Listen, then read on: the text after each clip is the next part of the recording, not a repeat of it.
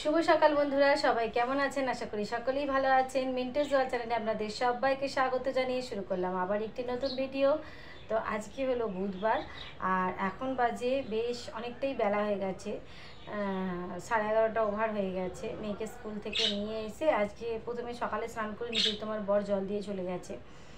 তো নিয়ে এসে ওকে চান করিয়ে দিয়ে ওখানে বসেছে ওখানে হোমওয়ার্ক করতে, আর আমি এখানে বসেছি আপনাদের সঙ্গে একটা জিনিস শেয়ার করতে। আমিও স্নান ছেড়ে নিয়েছি, দেখতেই পাচ্ছেন যা গরম পড়েছে।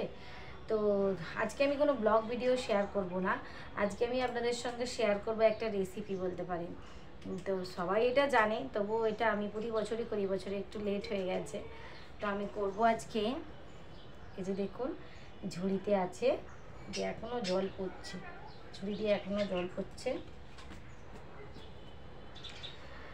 এই যে কাঁচা আমের আচার বানাবো। এই আমগুলোকে পুরো সুন্দর করে ধুয়ে নিয়েছি একদম। এই যে আমের গায়ে এখনও জল লেগে আছে, এক পিঠ শুকিয়ে গেছে। মানে বারান্দায় দিয়েছিলাম, ধুয়ে রেখে বারান্দায় দিয়ে স্নানে গেছিলাম। তো আমি আম কাটার আগেই ভালো করে ধুয়ে নিই, কাটার পরে আর ধুই না, তাহলে জল জল হয়ে থাকে।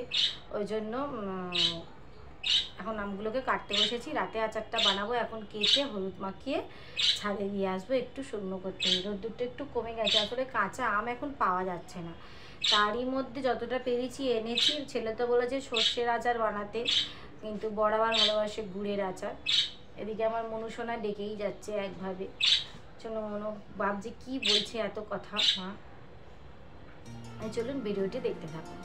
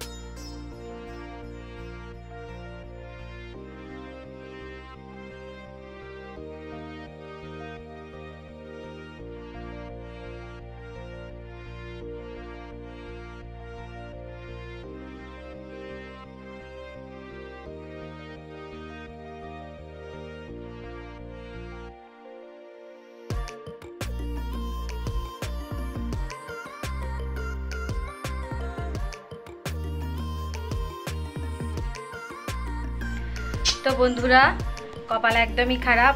কি হয়েছে দেখুন, আপনাদের দেখায় মুখে না বলে। এই যে দেখুন আমগুলো পুরো পেকে গেছে। এই যে একটা আম পুরো পেকে গেছে, মানে কিছু আম, আর কিছু আম এই যে এই অবস্থায় আছে আটকাচা। মানে এগুলোর একটু আমি বার করতে পেরেছি। এগুলো আটিটা এখনো হয়নি, খুশিই ছিল, বার করতে পেরেছি।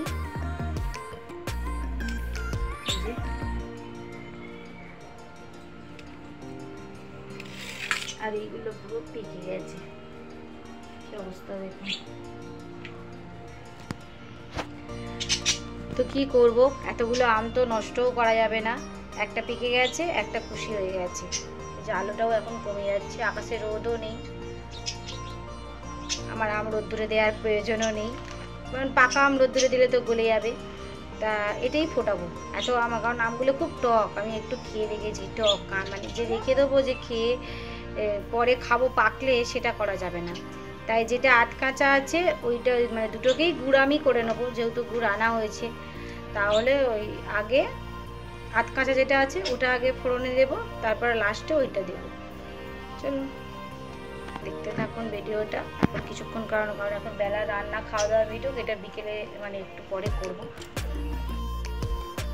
তো দেখুন বন্ধুরা, এবার আমি আচারটা করতে চলে এলাম। এখন হচ্ছে সন্ধেবেলা, মানে সন্ধে টন্ধে দিয়ে, তখন ওবেলা আর করিনি। খাওয়া দাওয়ার পর বাসন টাসন মেজে একটু রেস্ট করছিলাম, এখন সন্ধে দিয়ে চলে এসেছি।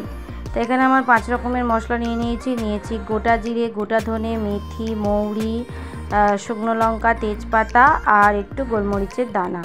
4টের মতন নিয়েছি। আগে শুকনো কড়াটাকে জেলে নিয়ে শুকনো কাঠখোলায় এটাকে এখন ভেজে নেব। বেশি কড়া করে ভাজবো না, মানে হালকা হালকা লাল লাল হবে, এরকম একটু মুচমুচে হবে, ভেজে নিয়ে তুলে রাখবো আর সেটা মিক্সিতে কুড়িয়ে নেব। লঙ্কাটা এইদিকে 3টে দিচ্ছি, আবার যখন ফোড়নে 2টো দেবো, 5টা মোট লঙ্কা দিচ্ছি আচারটাতে। তেজপাতাটা একটু কুচিয়ে দিলাম, আর এগুলো একসাথে দিয়ে এখন একটু নেড়ে নেবো, যেই হালকা হালকা লাল লাল হবে অমনি তুলে নেবো। এই মশলাটাই হলো আচারের মেন মশলা। আচার বানাতে গেলে এই মশলা না দিলে হয় না। তো ছোটোবেলায় মাকে দেখতাম, মা বানাতো, সেই দেখে দেখেই শিখেছি। প্রত্যেকটা বছরই আমি এইভাবে আচার তৈরি করি, এবছরেই একটু লেট হয়ে গেছে। তো দেখুন ওখানে মশলাটা তুলে রেখেছি, ওটা মিক্সিতে গ্রাইন্ড করে নেবো। আর এখন এখানে কড়াই দিচ্ছি সর্ষের তেল। সাদা তেলে আমি আচার কখনোই করি না, সর্ষের তেলেই করি। দিলাম একটু তেজপাতা, 2টো শুকনো লঙ্কা আর একটু 5 ফোড়ন।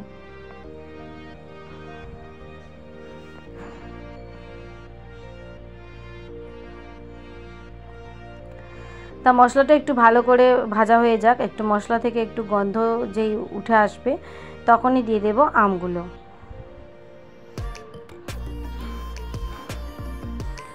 এই যে এটা এই কাঁচা আমটা, যেটা একদমই একটু শক্ত শক্ত আছে, শুধু রংটুকুই ধরেছে, সেই আমটা আগে দিলাম। এটাতে একটু হলুদ মাখিয়ে রেখেছিলাম। এবার এই আমটা একটু হালকা ভাজা ভাজা হয়ে যাবে, তারপরে দেব পাকা আমটা। আর এখন আমি চলে এলাম মশলাটা মিক্সিতে গ্রাইন্ড করে নিতে, যেহেতু গরম গরমই করতে হবে।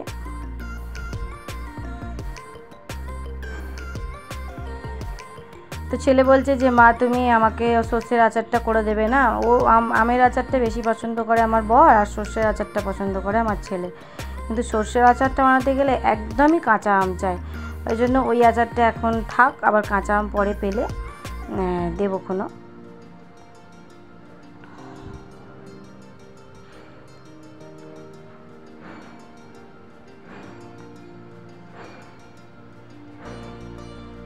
তো হয়ে গেল আমার মশলাটা বানানো, একদম মিহি করে করে নিয়েছি, এই যে দেখুন। আর এদিকে দেখুন আমটা বেশ অনেকক্ষণ ধরেই এরকম করে হেলুনি দিচ্ছি, এই যে হয়েই গেছে, ভাজা ভাজা হয়ে গেছে, কারণ বেশি ভাজলে আবার গলে যাবে।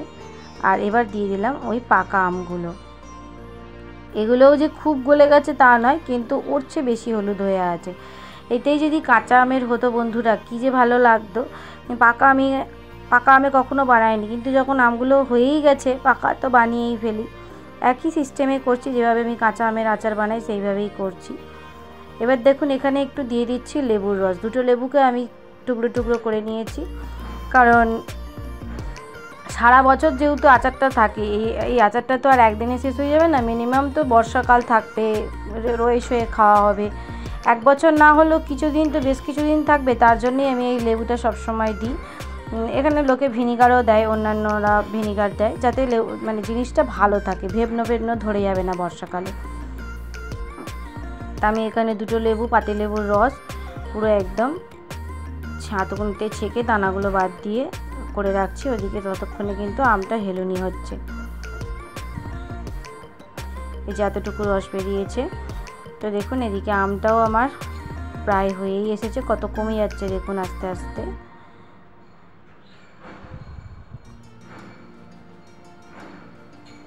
আর এবারে আমি দিয়ে দেবো আখের গুড়।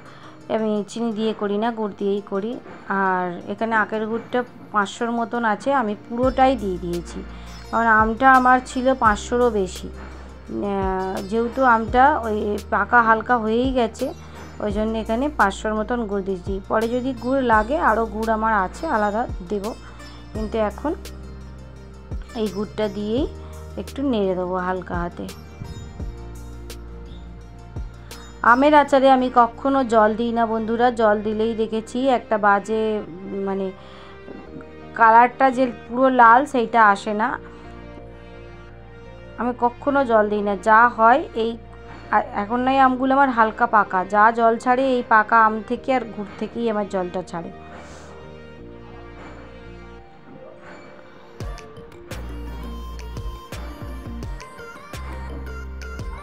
তো দেখুন জলটা মানে বেরিয়ে যাচ্ছে, গুড়ের জল আর পাকা আমের যে জলটা সেটা ছাড়ছে।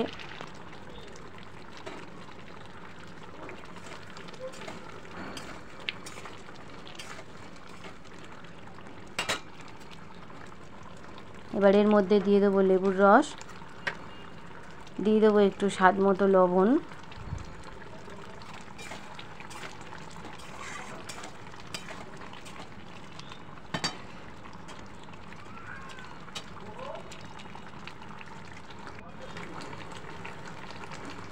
তো অনেকক্ষণ ধরেই ফুটছে বন্ধুরা, আমটা প্রায় সেদ্ধই হয়ে গেছে। এবার দিয়ে দিলাম ওই ভেজে রাখা মশলাটা আমি যতটুকু করলাম 60% মতন দিয়েছি, 40% দিলাম না, কারণ যেহেতু এটা পাকা আম আর আস্তে আস্তে গলে যাচ্ছে, পরিমাণটাও কম হয়ে যাচ্ছে। যদি ঝাল হয়ে যায়, যেহেতু এটা টক মিষ্টি ঝাল মিশিয়ে করব, বেশি ঝাল করা যাবে না, তাই জন্য মশলাটা আপনারা বুঝেই দেবেন। আমি দিয়েছি, অনেকটাই দিয়েছি, কিছুটা রেখে দিলাম। দেখছেন কালার দেখুন, যত সময় যাচ্ছে, যত আচারটা ফুটছে, তত কালারটা কিন্তু আস্তে আস্তে লাল হয়ে যাচ্ছে। তা আচার আমার অলমোস্ট কমপ্লিট হয়ে গেছে,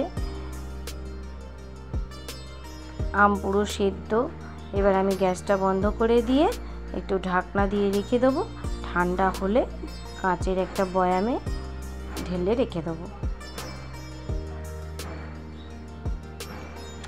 তো আচারটা ঠান্ডা হয়ে গেছে, প্রায় আমি আপনাদের কাছে আবার 1 ঘন্টা পর ফিরে এলাম। তো দেখুন বয়ামটা আমি অনেক দিন ধরেই পরিষ্কার করে রেখে দিয়েছিলাম। আসলে মেয়ের শরীর খারাপ, বিয়ের বাড়ি এই করতে গিয়েই আচার বানানোটা এবারে দেরি হয়ে গেল, নাহলে প্রতি বছর আমি ঠিক ওই মে মাসের মাঝখানেই আচারটা বানিয়ে ফেলি। দেখছেন কত কমে গেছে, হাফ শিশির মতন হয়েছে, পুরোটা হয়নি। তাহলে চলুন বন্ধুরা, আমার আজকের ভিডিওটা এই পর্যন্তই। কেমন লাগলো আমার আচার বানানো প্লিজ একটু কমেন্টে জানাবেন। সবাই ভালো থাকবেন, সুস্থ থাকবেন, দেখা হচ্ছে আবারও একটি নেক্সট ব্লগে। নমস্কার, টাটা।